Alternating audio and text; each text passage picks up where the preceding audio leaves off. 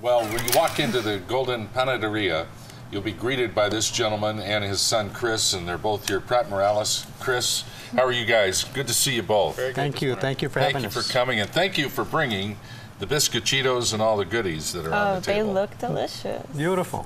Yeah, thanks. This is what we're all about, so gotta enjoy. And you have, I mean, when you go to your shop, you walk in and you just get that aroma of all the yummy goodies, and you have them all fresh daily. It's delicious. So if you haven't been there, check it out. It's over. You're over on Mountain Road. How long you been there, Pratt? At that location, about 25 years, and then about a mile away, another 15 years or so.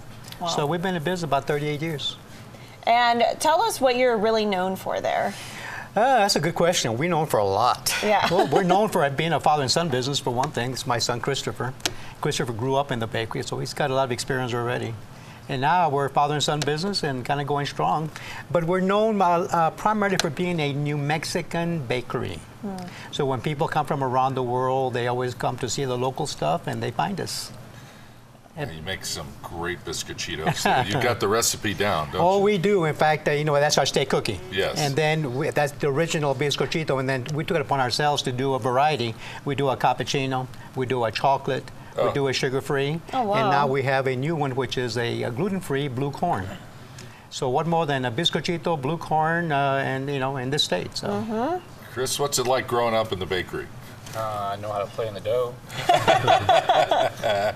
No, it's good. It's a family-style business. It's a great way to grow up. A lot of people ask if it wasn't for my dad, would I still be working there? And of course, I would say yes, because my dad is a very good businessman. He's very smart, very savvy. He's supplied over 35 restaurants and 4 hotels throughout this whole city. Everybody who's lived in Albuquerque for the past 20 years has eaten our bread sometime, somewhere, and didn't even know about it. So we are now strictly a retail type of business. We got rid of all our wholesale business.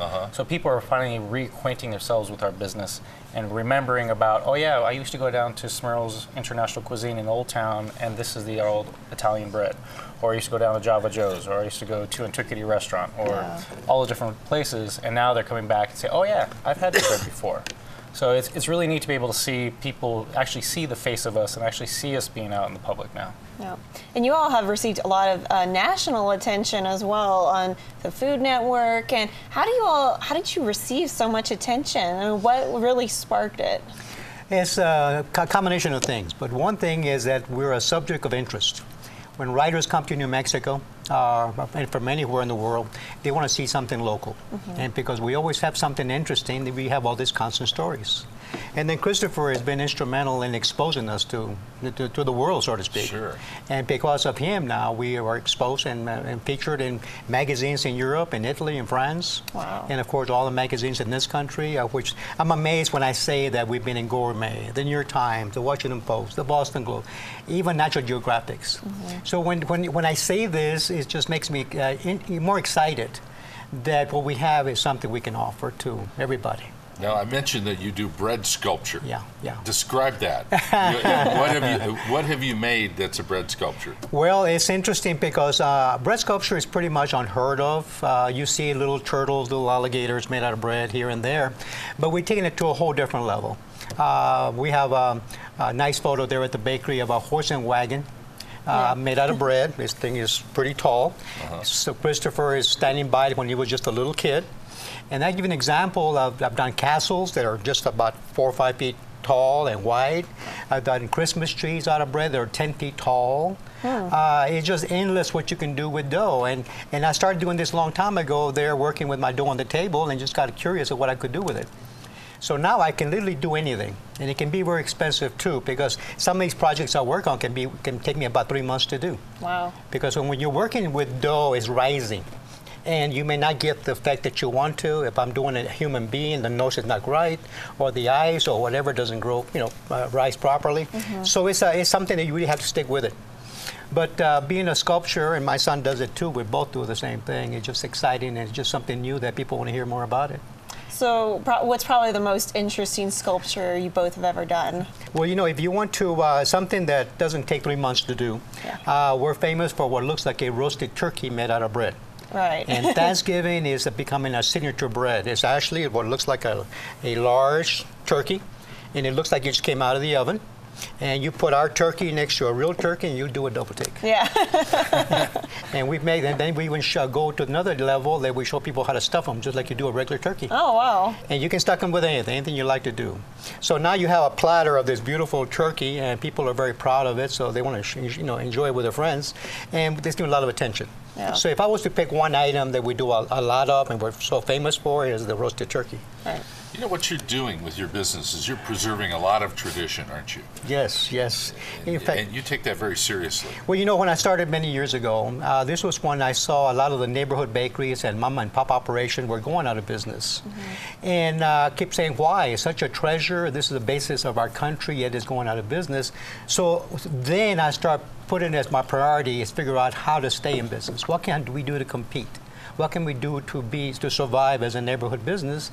And it's taken us 38 years to figure all this out. But I got pretty much a good answer for any question you might have that made the neighborhood bakery go under.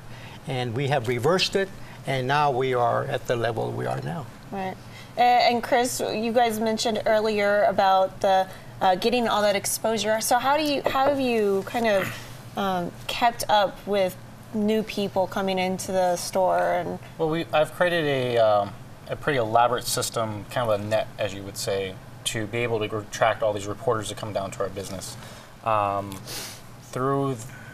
Over the time, I've created contacts with different companies, PR companies throughout the country, and then when reporters say something about, oh, I want to come to New Mexico, the first thing that's said is Golden Crown Panaderia. You want to go down to Golden Crown Panaderia. That's one avenue that we do. The other avenue is we're very personal at our business. When people come down, we show everybody like it's our home. Yeah. We're very good hosts. It's like we're in your living room. Exactly. And it feels like you Or went your into kitchen. Abuela's kitchen. Yeah. When you go in there, everybody always remembers, oh, I feel like I'm back at home with grandma. yeah. So that's one thing. The other thing we do is our social media.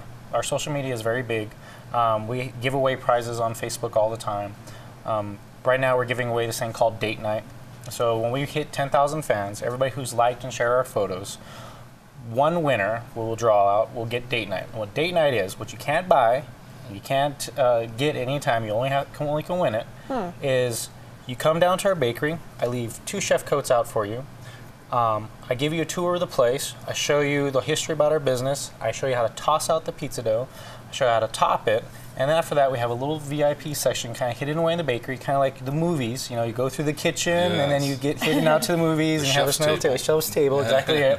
And then I'll be your personal chef for the rest of the evening for you and your date. Oh, wow. So then you can stay at our place past close, and I'll hang out with you guys and talk and chit chat. So you only can win it is by going on Facebook and sharing our photos and doing Pinterest and stuff like that and telling your friends about it. Yeah. So that's a different network how we have it all set up. And it's funny because a few years ago, I actually kind of had to have that experience at your place. A buddy of mine. Yeah. Yes.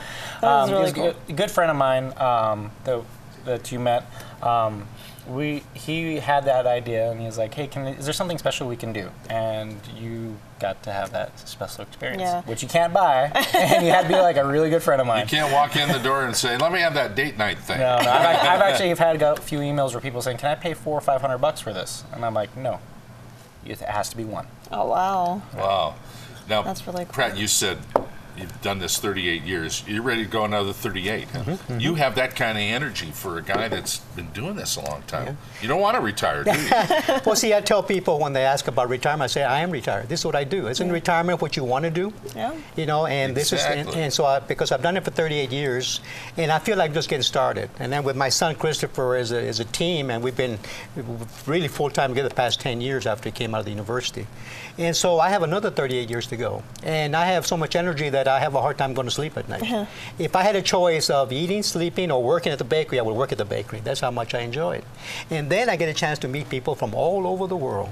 These articles that I mentioned that are in Italy and France and what they come to see us. I have one example, a lady who came from New Zealand. And we were written up in her village newspaper, traveling to America, and if you come to New Mexico, you come to see us. But she kept this article, in fact, 4 or 5 years. She finally made it to America. She found the bakery, and I autographed the article for her, gave it back to her, and she was so excited. So I bet you somebody somewhere, anywhere in the world, has got one of our business cards or one of our photos, or maybe an article about us. That's so cool. Okay, so where are you located? Nobody's been to your bakery yet, and shame on them. Yeah, it's a secret. It's a secret bakery. Secret It's bakery. a secret bakery. You can't be found. You cannot be found. In fact, we're in the corner of 11th and Mountain, on the way to Old Town, maybe about half a mile east of Old Town. And we're right in the corner. You can't miss us because we got a beautiful adobe walls around the bakery. It is just a beautiful sight to see.